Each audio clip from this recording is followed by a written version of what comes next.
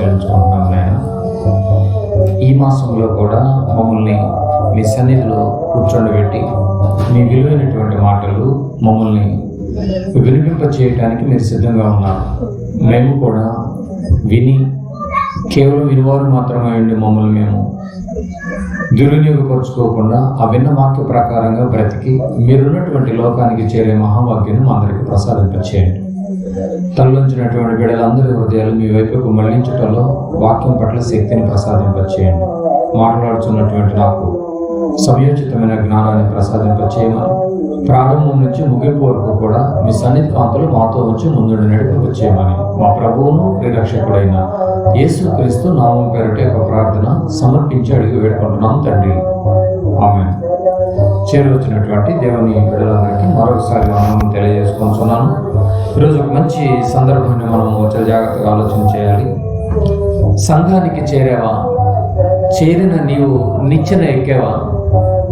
ఎక్కిన నీవు పరలోకం చేరుకోగలవా అన్నటువంటి ఒక ఆలోచనాత్మకమైనటువంటి పాఠాన్ని మనము చాలా జాగ్రత్తగా ఆలోచిద్దాం. ప్రియమైన దేవుని వారలారా, ఈ ఆరిన నేల మీద పుట్టుకొస్తున్నటువంటి ప్రతి వ్యక్తి కూడా పుట్టేటప్పుడు యథార్థంగానే పుడతాడు.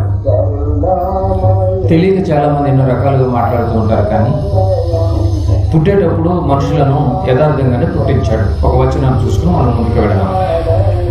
ప్రసంగి గ్రంథము 7వ అధ్యాయము 29వ వచనం. ప్రసంగి గ్రంథము 7వ అధ్యాయం 29వ వచనం. ఇది ఒకటి మాత్రము నేను కనుగొంటిని, ఏమనగా దేవుడు నరులను యథార్థవంతులుగా పుట్టించెను. దేవుడు బిడ్డలను ఎలా పుట్టిస్తున్నాడంట? యథార్థవంతులుగా పుట్టించెను, కానీ వారు వివిధమైన తంత్రములు కల్పించుకొని ఉన్నారు. పుట్టేటప్పుడు యథార్థంగానే పుడుతున్నారండి. పసిపిల్లలతో జీవితం ప్రారంభిస్తే పిల్లలు యథార్థంగానే పుట్టిస్తున్నాడు దేవుడు, కానీ వాళ్ళు పెరుగుతూ ఏం చేస్తున్నారంట? వివిధమైన అంటే రకరకాల తంత్రాలు కల్పించుకొచ్చున్నారంట. ఏంటి తంత్రాలు? అసలు ఈ తంత్రాలు ఎవరివి అని కూడా మళ్ళీ మనం బైబిల్ని అడగగలిగితే, కొరింథీయులకు రాసినటువంటి 2వ పత్రిక 2వ అధ్యాయం, కొరింథీయులకు రాసినటువంటి 2వ పత్రిక 2వ అధ్యాయము 11వ వచనాన్ని ఒకసారి చదువుకుందాం. ఆ తంత్రాలు ఎవరో చెప్తున్నాడు. 4వ లైన్ చూడండి. కొరింథీయులకు రాసినటువంటి 2వ పత్రిక 2వ అధ్యాయం 11వ వచనం 4వ లైన్. సాతాను తంత్రములు మనము ఎరుగని వారము కాము. ప్రసంగి గారు చెప్పినటువంటి తంత్రాలు ఎవరి వంటవి? సాతానివి. రైట్. దేవుడు నరులను యథార్థంగా పుట్టిస్తుంటే మనిషి పెరుగుతూ ఏమి నేర్చుకుంటున్నాడు? ఎవరి తంత్రాలు నేర్చుకుంటున్నాడు? సాతాను తంత్రాలు, దెయ్యపు తంత్రాలు నేర్చుకుంటున్నాడంట. మిస్టేక్ దేవుడిది కాదు, మనిషిదే. కనుక ఈ భూప్రపంచంలో ఉన్నటువంటి ఆరిన నేల మీద ప్రతి వ్యక్తి కూడా దేవుడు యథార్థంగా పుట్టిస్తున్నాడు. ఆయా భాషల్లో మాట్లాడే వాళ్ళు ఎవరైనా కావచ్చు, యథార్థంగా పుట్టినటువంటి మనిషి పెరుగుతూ తంత్రాలు నేర్చుకుంటున్నాడు. ఎన్నో తంత్రాలు, వివిధమైన తంత్రాలు, ఎన్నో తంత్రాలు అన్నాడు కదండి. వివిధమైన తంత్రాలు ఎన్నో నేర్చుకుంటున్నాడు. అయితే అలాంటి తంత్రాలు ఎన్నో నేర్చుకుంటే ఎగ్జాంపుల్ ఒక తంత్రాన్ని మనం మర్చిపోకూడదు. చూద్దాం. సామెతల గ్రంథము 20వ అధ్యాయం. సామెతల గ్రంథము 20వ అధ్యాయం.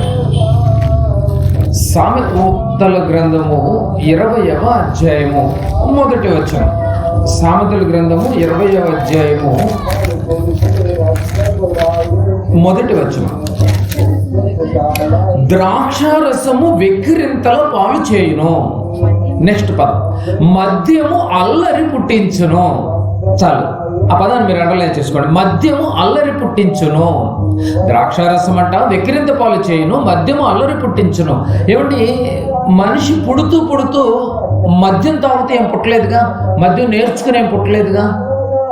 పుట్టిన తర్వాత పెరుగుతూ తన యొక్క సహవాస దోషాన్ని బట్టి, ఫ్రెండ్షిప్ని బట్టి, ఊరు వాతావరణాన్ని బట్టి ఇలాంటి తంత్రాలు నేర్చుకుని మద్యానికి బానిసైనటువంటి వాళ్ళు ఉన్నారు. మద్యం అంటే ఏం చేస్తుందంట? అల్లరి పుట్టిస్తుంది. గొడవ చేస్తూ ఉంటారు. అది వెక్కిరింతల పాలు చేస్తుంది. ప్రతి వాడు వెక్కిరించటమే. ఇదొక తంత్రం. ఇలా తంత్రాలు నేర్చుకుంటున్నారండి. రకరకాల తంత్రాలు ఇలా నేర్చుకుంటున్నారు. దీనివల్ల అల్లరిలే కదండి, మద్యం వల్ల అల్లరిలే ఉంటాయి. బాగా గమనిస్తే అల్లరి ఉంటుంది. ధనాన్ని వెచ్చిస్తారు, ధనం ఖర్చు అయిపోతూ ఉంటుంది. బాగా గమనించాలి, ధనం ఖర్చు అయిపోతూ ఉంటుంది. ఆ మద్యం తీసుకున్నటువంటి వాళ్ళు తల్లి అని చూడరు, చెల్లి అని చూడరు. వెర్షన్ అలా ఉంటుంది. వైఖరి వేరే విధంగా మారిపోతూ ఉంటుంది. భయంకరమైనటువంటి పాడు చేసే పరిస్థితులు కూడా సమాజంలో కోకొల్లలుగా ఉన్నాయి ఈరోజు ఈ యొక్క మద్యపు ధోరణిలో. కనుక మనిషి ఇలాంటి తంత్రాలు నేర్చుకుని దేవుడికి దూరం అయిపోతున్నాడు. దేవుడికి దగ్గరగా ఉండాల్సినటువంటి మనిషి ఇలాంటి తంత్రాలు కల్పించుకుని దేవుడికి మెల్లగా దూరం అయిపోతున్నాడు. రకరకాల తంత్రాలు. మన హృదయం నిజంగా చెప్పాలంటే లోతైన నీళ్ల బావి లాంటిది. బావిలో నీళ్లు తోడుతూ ఉంటే తోడే కొద్దీ వస్తూ ఉంటాయి. తోడతం ఆపేసిన రోజు ఆగిపోతాయి. కానీ హృదయము లోతైన బావి లాంటిదంట. అది ఎన్నో వస్తూనే ఉంటాయి. నీళ్ల బావి లాంటిది. నరుల హృదయాలోచనలు లోతైన నీళ్ల బావి లాంటిది. అంతే కదా. ఎన్నైనా తవ్వుకోవచ్చు. ఎన్నో ఆలోచనలు హృదయాలు లోతుల్లోనికి వెళ్ళి ఆలోచిస్తాయి అంటండి. ఎప్పుడు పైకి మనతోనే ఉంటూ ఉంటారు కానీ హృదయాలు లోతుల్లోనికి పోయి ఆలోచిస్తూ ఉంటాయంట. దీన్ని బట్టి మనకి ఏమర్థమవుతుందంటే టోటల్గా దేవుడికి యథార్థంగా ఉండాలండి. పుట్టేటప్పుడు యథార్థంగా నువ్వు ఎలా పుట్టించానో వచ్చేటప్పుడు కూడా నువ్వు నాకు యథార్థంగానే రావాలి నా దగ్గరికి. దాంట్లో నో కాంప్రమైజ్, మొహమాటం లేదు. తల్లి గర్భంలో నుంచి తల్లి ఒడిలోనికి తీసుకొచ్చేటప్పుడు ఆ పసికందు యథార్థంగా ఎలా ఉన్నాడో ఈ లోకాన్ని వదిలి నా దగ్గరికి వచ్చేటప్పుడు కూడా, ఈ శరీరాన్ని వదిలి ఆత్మ నా దగ్గరికి చేరుకునేటప్పుడు కూడా నీ యొక్క ఆత్మ యథార్థమైన జీవితాన్ని జీవించి నా దగ్గరికి రావాలి. ఇది దేవుడి రూల్, ఇది దేవుడి సిస్టమ్. ఇది కానీ మధ్యలో రకరకాల తంత్రాలు కల్పించుకుని దేహాన్ని పాడు చేసుకుంటున్నాడు. ఈ దేహంలో ఎన్నో అవయవాలు. సామెతల గ్రంథము 20వ అధ్యాయం 12వ వచనాన్ని కూడా ఒకసారి చదువుకున్నాం. సామెతల గ్రంథము 20వ అధ్యాయము 12వ వచనం. వినగల చెవి ఏం చేస్తుందంట? వినాలి. చెవి వినటానికి పని అప్పచెప్పాడు. దాని పని ఏంటి? దాని వర్క్ ఏంటి? చెవి వినాలి. వినగల చెవి, చూడగల కన్ను చూడటానికి పెట్టాడు. చూడగల కన్ను, ఈ రెండును యెహోవా కలుగ చేసినవే. ఈ రెండు ఎవరు కలుగ చేశాడు? దేవుడే కలుగ చేశాడు. వినగల చెవి కావచ్చు, చూడగల కన్ను కావచ్చు, ఈ రెండు యెహోవా కలుగ చేసినవే. బాగా గమనించాలి. దేవుడిచ్చినవి దేవుని కొరకే వాడాలి తప్ప, దేవుడిచ్చిన అవయవాలు దేవుని కొరకే వాడాలి తప్ప ఏమండి పాడు చేయకూడదు, పాడు చేసుకోకూడదు, సర్వనాశనం చేసుకోకూడదు. అంతే కదండి. మర్చిపోరండి చెప్పాడు. ఈ చెవైనా ఈ కన్నైనా నాదేనైనా, నేను ఇస్తే నీకు వచ్చినాయి. కనుక ఈ దేహంలో ఏ అవయవాన్నైనా కూడా మద్యం బారిన కావచ్చు, ఇంకా దేనిపైన బారిన పడవచ్చు. వివిధమైన తంత్రాలు కల్పించుకొని ఈ దేహాన్ని పాడు చేసుకుంటే నాకు సంబంధం లేదు, నీది రెస్పాన్సిబిలిటీ. నేను పుట్టేటప్పుడు నేను యథార్థంగానే పుట్టించాను, వచ్చేటప్పుడు కూడా నువ్వు నా దగ్గరికి యథార్థంగా రావాలి. ఈ 60-70 సంవత్సరాలు నువ్వేం చేస్తావు నాకు అనవసరం అని దేవుడు ఒక మంచి సిస్టాన్ని పెట్టాడు. ఇది దేవుడు రూలే. మత్తయి సువార్త 22వ అధ్యాయం, మత్తయి సువార్త 22వ అధ్యాయం 21వ వచనాన్ని కూడా చదువుకుందాం. 22, 21. అందుకైన అలాగైతే కైసరవి కైసరకును, పన్ను చెల్లించే విషయంలో కైసరవి కైసరికి అప్పచెప్పండి. ఎందుకంటే మరి పన్ను చెల్లించాలి కాబట్టి. దేవునివి దేవునికి చెల్లించుడని వారితో చెప్పాను. కైసరవికి కైసరవి. గవర్నమెంట్ ట్యాక్స్ పే చేయండి, వాడుకుంటున్నాం కాబట్టి. అది కరెంట్ కావచ్చు, వాటర్ కావచ్చు, ఏదైనా కావచ్చు. ట్యాక్స్ పే చేయాలి అది గవర్నమెంట్కి. ఇది న్యాయమైతే కైసరికి ట్యాక్స్ పే చేయండి. ఈ దేహము దేవుడిచ్చిన అవయవం అయితే ఈ అవయవాలు దేవునికి ఉపయోగపడాలి తప్ప పాడు చేసే రైట్స్ నీకు లేవు అని చెబుతూ దేవునివి అవయవాలు దేవునికి చెల్లించడని వారితో చెప్పాను. మరి ఈ అవయవాలను ఎలా మనం కొనసాగిస్తాం? నిజంగా బాగా ఆలోచించాలి మనం. ఈ అవయవాలు దేవునికి చెల్లుతున్నాయా? ఈ అవయవాలు దేవునికి ఉపయోగపడుతున్నాయా? తల్లి గర్భంలో నుంచి వచ్చినటువంటి అవయవాలు దేవుడికి ఉపయోగపడే రీతిగా ఈ యొక్క దైనందిన జీవితంలో మనకు ఉన్నాయండి. ఈరోజు దేనికి వాడుతున్నావో జాగ్రత్త, రేపు లెక్క చెప్పాలి. కైసరికి చెల్లించడం న్యాయమైనప్పుడు నా అవయవాలు నాకు కరెక్ట్గా అందించడం కూడా న్యాయం. దేవుడు చాలా స్ట్రిక్ట్గా ఉంటాడండి. వాక్యం అనేదండి అద్దం లాంటిదండి. అద్దం అనేది మన సహజ రూపాన్ని తెలియచేస్తుంది. నువ్వు ఎలా ఉన్నావో అలాగే చూపిస్తుంది అద్దం, అంతే కదండి. అద్దం ముందు నిలబడతాం, నువ్వు ఎలా ఉన్నావో అలాగే చూపిస్తుంది, కానీ వేరే వాళ్ళలాగా చూపిస్తుందా? చూపించదు కదా. ఒరిజినల్ రూపాన్ని, సహజ రూపాన్ని తెలియచేసేది అద్దం. అయితే మందిరానికి వచ్చేటప్పుడు ప్రతి ఒక్కరు అద్దం చూసుకునే వస్తారు. నిజంగా చెప్పండి, అద్దం చూసుకునే వచ్చాయి కదండి. నేనైనా నువ్వైనా ఎవరైనా మందిరానికి వచ్చేటప్పుడు అద్దం చూసుకునే వస్తాం. చూసుకోకుండా నేను వచ్చానంటే అబద్ధం.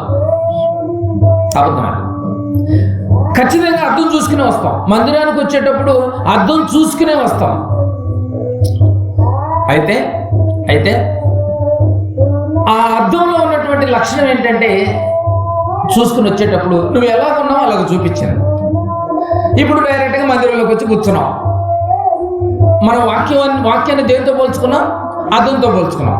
వాక్యం ముందు కూర్చున్నాం. ఇప్పుడు వాక్యం నీకు అర్థమైతే అద్దం ముందు నువ్వు కూర్చున్నప్పుడు, వాక్యం నువ్వు మాట్లాడుతూ ఉంటున్నప్పుడు నీలో ఉన్న లోపాలు కనపడుతూ ఉంటాయి అన్నమాట. ఒరిజినల్గా ఇంట్లో నుండి బయలుదేరేటప్పుడు అర్థంలో ఉన్నప్పుడు నీ లోపాలు కనిపించినప్పుడు నాకు ఈ డాట్స్ ఉన్నాయి, నాకు ఇక్కడ ఈ ప్రాబ్లం ఉంది, ఇక్కడ ప్రాబ్లం ఉంది చూసుకుని బయలుదేరి వచ్చాను. మందిరంలోకి వచ్చిన తర్వాత వాక్యం అర్థంలా కనిపిస్తూ ఉంటుంది, నీ లోపాలని చూపిస్తూ ఉంటుంది, ఎత్తి చూపిస్తూ ఉంటుంది. నువ్వు ఇలా ఉన్నావు, అలా ఉన్నావు, ఇలా చేస్తున్నావు, జాగ్రత్త అని వాక్యం కూడా అర్థంలాగా నీకు చూపిస్తూ ఉంటుంది. చూపిస్తున్నప్పుడు లోపాలు చూపిస్తున్నప్పుడు దిద్దుకోవాలి తప్ప, సరిదిద్దుకోవాలి తప్ప, సరి చేసుకోవాలి తప్ప తిరగబడినా మీకే ప్రమాదం, వెళ్ళిపోయినా మీకే ప్రమాదం కదండి. తప్పు దిద్దుకునే పరిస్థితి మనిషికి ఉండాలి, లేకపోతే చాలా ప్రమాదం ఉంది. వాక్యం కూడా మనలో ఉన్న లోపాలను చూపిస్తుంది. అద్దం ఉన్నది ఉన్నట్టుగా ఎలా చూపిస్తుందో నీ ముఖమును వాక్యం ముందు కూర్చున్నప్పుడు నీవు దేవుని పట్ల ఎలాగున్నావని వాక్యం చూపిస్తూ ఉంటుందండి. దానికి మెడిసిన్ వాడాలి. స్కిన్కి సంబంధించిన, ఫేస్కి సంబంధించిన మచ్చలకు ఏదో ఒకటి వాడుతూ ఉంటామే అద్దంలో కనిపించినప్పుడల్లా. వాక్యం ముందు కూర్చున్నప్పుడు కూడా ఇదిగో ఆత్మీయంగా మనం ఎలా వెనకబడి ఉన్నామో దాన్ని గమనిస్తుంది, తెలియచేస్తుంది. ఆ తెలియచేసినప్పుడు వాక్యం అనే మెడిసిన్ వాడుతూ ఉండాలి, లేకపోతే నువ్వు నష్టపోతావు.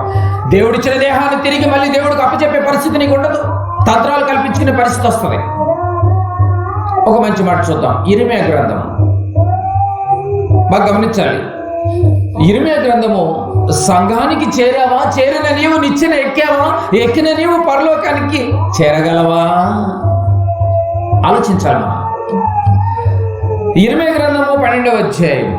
ఇర్మియా గ్రంథము 12వ అధ్యాయం. ఇర్మియా గ్రంథము 12వ అధ్యాయము భక్తుడు అనేటువంటి ఇర్మియా గారు మాట్లాడుతున్నాడు, ఇలాగ తెలియజేస్తున్నాడు. ఏమని? 3వ వచనం ఇర్మియా గారు మాట్లాడుతున్నాడు. యెహోవా నీవు నన్ను ఎరిగి ఉన్నావు. యెహోవా నీవు నన్ను ఎరిగి ఉన్నావయ్యా, నేను నీకు బాగా తెలుసు. నీవు నన్ను ఎరిగి ఉన్నావు, నన్ను చూచుచున్నావు. దేవుడు చూస్తూ ఉంటాడంట. నన్ను చూచుచున్నావు. ఎందుకయ్యా నన్ను ఇలా ఎరిగి ఉన్నావు? ఎందుకు నా మీద ఇంత ఫోకస్ పెట్టావు? ఎందుకు నువ్వు నన్ను చూస్తున్నావు అంటే ఇప్పుడు దానికి వివరణ ఇస్తున్నాడు. ఎందుకు చూస్తున్నాడంట, ఎందుకు ఎరిగి ఉన్నాడంట చెప్తున్నాడు. నా హృదయము నీ పట్ల ఎట్లున్నది, నా హృదయము నీ పట్ల ఎట్లున్నది నీవు శోధించుచున్నావు. ఇర్మియా గారిని దేవుడు ఎందుకు చూస్తున్నాడు? హృదయములో దేవుడు పట్ల ఎలా ఉన్నాడు అని చూస్తున్నాడు, అందుకు ఎరిగి ఉన్నాడంట. ఇర్మియా గారు చక్కగా వివరిస్తున్నాడు. నీవు నన్ను ఎరిగి ఉన్నావు, నీవు నన్ను చూచుచున్నావు, నా హృదయం నీ పట్ల ఎట్లున్నది అని నువ్వు పరిశోధించుచున్నావు నాయన. దేవుడా, యెహోవా కదండి. అసలు దేవుడు ఎందుకు చూస్తున్నాడు అంటే నా హృదయము నీ పట్ల ఎట్లున్నది అందుకు చూస్తున్నాడంట. ఇర్మియా గారి హృదయాన్ని మన హృదయాన్ని చూడడా? చూస్తాడు. ఇర్మియా గారిని చూసినటువంటి దేవుడు నీ హృదయాన్ని ఎందుకు చూడడు, నా హృదయాన్ని ఎందుకు చూడడు? ఎట్లున్నది అని, ఎలా ఉన్నదని చూస్తాడంట. ఎట్లున్నది అని చూస్తూ ఉంటాడంట. ఎట్లున్నది అన్నది మనం ఎప్పటికప్పుడు పరీక్షించుకోవాలి. దేవుడు మన హృదయాన్ని చూస్తే మన హృదయం ఎట్లా ఉన్నదని ఎప్పటికప్పుడు పరీక్షించుకోవాలి. అద్దం ముందు నిలబడితే మన శరీరం ఎలా ఉందని మనం చెక్ చేసుకుంటున్నాం. వాక్యం ముందు కూర్చున్నప్పుడు మన హృదయాలు ఎలా ఉన్నాయని చెక్ చేసుకోవాలి. ఎందుకంటే దేవుడు చూస్తున్నాడు. దేవుడు చూడటమే కాదు, ఆయన ఎరిగి ఉన్నాడంట. ఓ రోజు రాత్రి దావీదు గారి దగ్గరికి వెళ్ళాడు. అర్ధరాత్రి దావీదు గారు గాఢ నిద్రలో ఉన్నాడు. అసలు ఏం చేస్తున్నాడు దావీదు గారు? రాజు ఉన్న దావీదు గారు రాత్రి వేళలో గాఢ నిద్రలో ఒకవేళ భార్య గురించి ఆలోచిస్తున్నాడేమో, ఒకవేళ పిల్లల గురించి ఆలోచిస్తున్నాడేమో, ఒకవేళ రాజ్యంలో ఉన్నటువంటి ఆ యొక్క సైన్యం గురించి, బంట్రోతుల గురించి, ఏమండి ఆ యొక్క ప్రజల గురించి ఆలోచిస్తున్నాడేమో అని దేవుడు ఆ రాత్రి వెళ్ళాడండి. ఎలా ఉంది అసలు దావీదు గారి హృదయం అని మిడ్ నైట్ వెళ్ళాడంట. వెళ్తే దావీదు గారు మంచి మాట మాట్లాడుతున్నాడు చూడండి. కీర్తన గ్రంథము 17వ అధ్యాయం. ఎందుకంటే ఇర్మియా గారు చెప్పాడు కదండి. ఏమని చెప్పాడు? నీవు నన్ను పరిశోధించుచున్నావు, నీవు నన్ను ఎరిగి ఉన్నావు, నీవు నన్ను చూచుచున్నావు. ఎందుకు చూస్తున్నావు అంటే నీ పట్ల నా హృదయం ఎలాగ ఉన్నది. నీ హృదయంలో అసలు ఎవరున్నారు?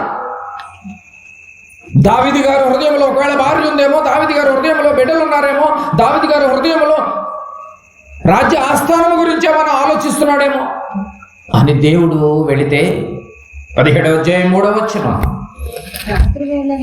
17వ అధ్యాయము అందరూ చూడాలి. 17వ అధ్యాయము 3వ వచనం. రాత్రి వేళ నీవు నన్ను దర్శించి, దావీదు గారిని రాత్రి వేళ దర్శించాడట. రాత్రి వేళ నీవు నన్ను దర్శించి నా హృదయము పరిశీలించితివి. ఏమండి, ప్రతి రాత్రి ప్రతి ఒక్క వ్యక్తి హృదయాన్ని పరీక్షించడానికి దేవుడు వస్తాడన్న సంగతి ఎవరికి తెలుసు? దావీదు గారికి తెలుసు. రాత్రి దేవుడు సంచరిస్తాడని, హృదయాల్లో తొంగి చూస్తాడని. ఎంత మంచి మాట! రాత్రి వేళ నీవు నన్ను దర్శించి నా హృదయమును పరిశీలించితివి. ఎందుకు పరిశీలించాడు? ఒకవేళ భార్య గురించి ఆలోచిస్తున్నాడేమో, బిడ్డల గురించి ఆలోచిస్తున్నాడేమో, లోక సంబంధంగా ఆలోచిస్తున్నాడేమో, ఇంకేదైనా ఆలోచిస్తున్నాడేమోనని పరిశీలిస్తేనంట, నన్ను పరిశోధించితివి, నీకు ఏ దురాలోచనయు కానరాలేదు. నీకు ఏ దురాలోచన కానరాలేదు. దావీదు గారి మనసులో ఎవరున్నారని తొంగి చూస్తే ఎవరు లేరట. దేవుడు తప్ప ఎవరు లేరట. అంత పెద్ద రాజు అయ్యుండి దేవుడు తప్ప ఎవరు లేరట. నీవు నన్ను పరిశోధించితివి, నీకు ఏ దురాలోచన నీకు కానరాలేదు. ఒకవేళ ఈ రాత్రి నన్ను దర్శిస్తే, నీ మధ్యలో ఒకవేళ భార్య ఉందేమో, నీ మధ్యలో ఒకవేళ భర్త ఉన్నాడేమో, నీ మధ్యలో ఒకవేళ పిల్లలు ఉన్నారేమో, అది దేవుని దృష్టిలో దురాలోచన. ఏంటండి భార్య ఉండకూడదా, బిడ్డలు ఉండకూడదని మీరు అనొచ్చేమో, కానీ బైబిల్ లా ఏముందో తెలుసా అండి?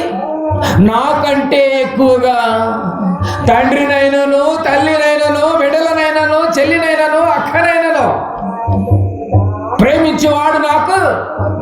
మరి బైబిల్ని దాటి వెళ్ళలేం కదా మరి మనం. దావీదు గారు హృదయంలో ఎవరు లేరంట, దేవుడు చూద్దామని వెళ్ళాడంట. అసలు ఏం ఆలోచిస్తున్నాడు అని. మనం ఒకవేళ ఈ రాత్రి తొంగి చూస్తే అది దురాలోచనలో ఉన్నాయేమో, ఎవరి గురించి ఆలోచన చేస్తున్నామేమో ఒకసారి చెక్ చేసుకో. ఇర్మియా గారిని చెక్ చేశాడు. నా హృదయం ఎట్లున్నదని నన్ను చూస్తున్నావు నాయనా, నన్ను ఎరిగి ఉన్నావు. దావీదు గారిని చెక్ చేశాడు.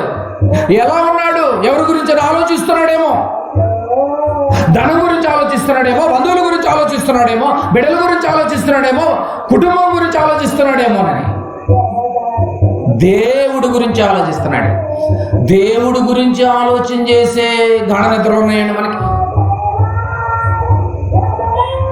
బాగా ఆలోచించాలి ఈ విషయాలని. మీరు దేవుడు ఎందుకు చెప్తున్నాడు? ఇలా పరీక్షించుకుంటే మన తప్పులు మనకే తెలుస్తాయండి.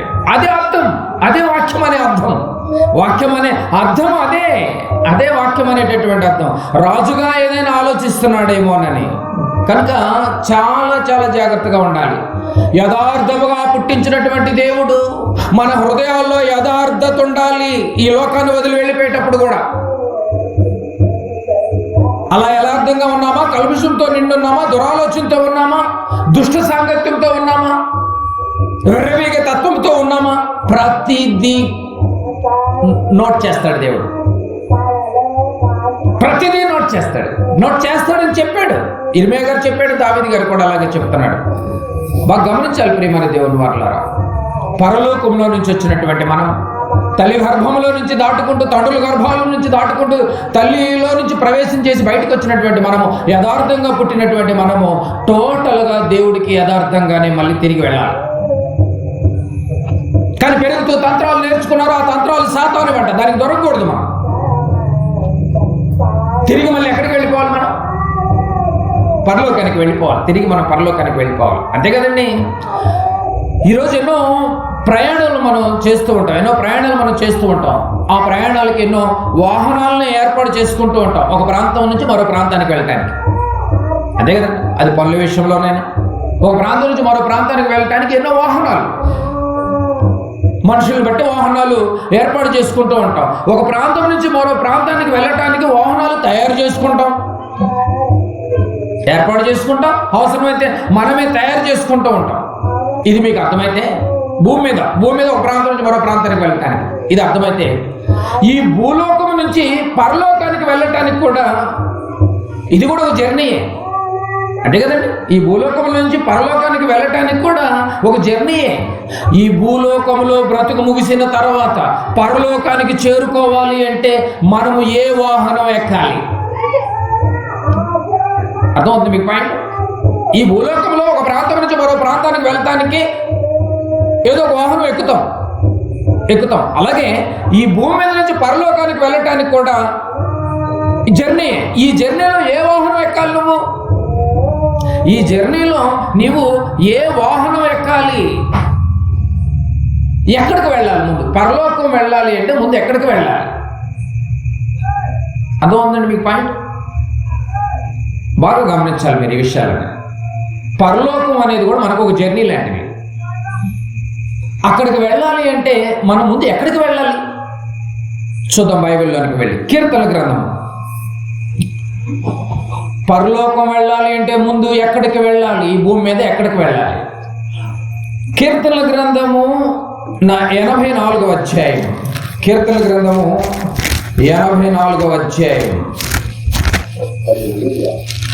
84వ అధ్యాయము 2వ వచనం. 84వ అధ్యాయం 2వ వచనం. బాగా గమనించాలి. పరలోకం చేరాలి అంటే మనం ఎక్కడికి చేరాలి? పరలోకం వెళ్ళాలి అంటే ముందు ఎక్కడికి చేరాలి చెప్తున్నాడు. యెహోవా మందిర ఆవరణములను చూడవలెనని నా ప్రాణము ఎంతో ఆశపడుచున్నది, అది సొమసిల్లుచున్నది. జీవము గల దేవుని దర్శించుటకు నా హృదయము నా శరీరము ఆనందంతో కేకలు వేయుచున్నది.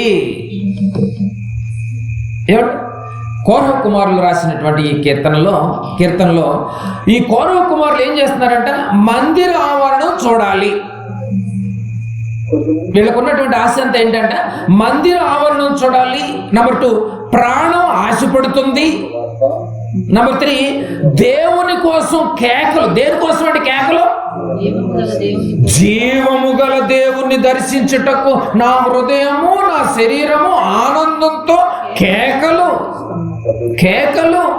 వేయుచున్నది. ఆశ, కేకలు, మందిరం చూడాలని తహతహలాడిపోతున్నారు కౌరవ కుమారులు. అంటే మందిరానికి వెళ్ళాలన్న ఆశలు, కేకలు, ఆనందం ఒకటి కనపడుతుంది మనకి. వీళ్ళకున్న ఆనందం ఏంటి? వీళ్ళకున్న ఆశ ఏంటి? మందిరానికి వెళ్ళాలి. ఇది వాళ్ళకున్న ఆశ. అంటే బాగా గమనించండి, లోకంలో కార్యక్రమాలకి వెళ్ళాలంటే మనం ముందే రెడీ అవుతాం. నిజమా కాదా? లోకంలో ఏదైనా ఫంక్షన్కి, లోకంలో ఏదైనా అకేషన్కి నువ్వు వెళ్ళాలి అంటే ముందే రెడీగా అయ్యి కూర్చుంటాం. ఇంకా రాలేదు ఏంటని అడుగుతాం, ఇంకా బయలుదేరలేదు ఏంటి అడుగుతాం, మేము ఆల్రెడీ వచ్చేసాము స్పాట్ కని అడుగుతాం, మరి అని అడుగుతూ ఉంటాం. కానీ మందిరానికి వెళ్ళటానికి ఎందుకు అంత నిర్లక్ష్యం? అర్థం ఉంది మీకు పాయింట్? కానీ కౌరవ కుమారులు ఏం మాట్లాడుతున్నారు మందిరం గురించి? నేను మందిరానికి వెళ్ళిపోవాలి, జీవము గల దేవుని దర్శించాలి, జీవము గల దేవుని యొక్క మాటలు నేను వినాలి. ఆశ, ఆలోచన, ప్రాణము. మరి నీ ఆశ ఎలా ఉంది? నువ్వు లక్ష్యంతో ఉన్నావా, నిర్లక్ష్యంగా ఉన్నావా?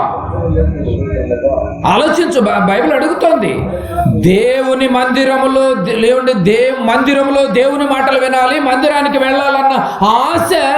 ఏమండి ఎంత ఆశపడుతున్నారండి కౌరవ కుమారులు? వెళ్ళిపోవాలి, మందిరానికి వెళ్ళిపోవాలి, జీవం గల దేవుని మాటలు వినాలి. ఆశ, కేకలు. ఆ కేకలు ఎలా ఉన్నాయంట? ఆనందంతో కేకలు. ఇది మనం వాక్యం అనే అర్థం మన ముందుంటే, ఇప్పుడు ఆ వాక్యం అనే అర్థం మనల్ని అడుగుతుంది నేను ఇప్పుడు, దేవుని మందిరానికి వెళ్ళటానికి నిజంగా నువ్వు ఆశ కలిగి ఉన్నావా? నీ సొంత కార్యక్రమాలకి, లోక సంబంధమైన కార్యక్రమాలకి వెళ్ళటానికి నువ్వు ఆశ కలిగి ఉన్నావా? దేన్ని లక్ష్యంగా ఉన్నావు, దేన్ని నిర్లక్ష్యం చేస్తున్నావు? ఇది నీ లోపం. ఇది అద్దం ముందు కూర్చుంటే ఇది నీ లోపం. వాక్యం అనే అద్దం ముందు కూర్చుంటే నీ లోపాలు ఎలా ఉన్నాయి? ఇలాంటి లోపంలో ఉంటే నువ్వు పరలోకానికి చేరుకోలేవు. నిజమండి, ఎంత గొప్ప మాటలు. 36వ అధ్యాయం. మందిరం ఆవరణ చూడాలని ప్రాణం ఆశపడుతుంది, కేకలేస్తుంది, ఆశ కలిగి ఉన్నారు వీళ్ళంతా. 36:8 కూడా చూడండి. కీర్తనల గ్రంథము 36వ అధ్యాయం. వీళ్ళ ఆలోచన మొత్తం దేని చుట్టూ తిరుగుతుంది? బాగా వినాలి మీరు. ఈరోజు మీరు వింటే పరలోకం వెళ్ళటానికి సీక్రెట్ ఓపెన్ అయిపోతుంది. మందిరం మీద పిచ్చెక్కిపోవాలి మీరు, పిచ్చెక్కిపోవాలి. 36వ అధ్యాయం 8వ వచనం. కీర్తనల గ్రంథము 36వ అధ్యాయము 8వ వచనం. 36:8 చూడండి. నీ మందిరం యొక్క సమృద్ధి వలన, మందిరంలో ఏముంది? సమృద్ధి. నీ మందిరం యొక్క సమృద్ధి వలన వారు సంతృప్తి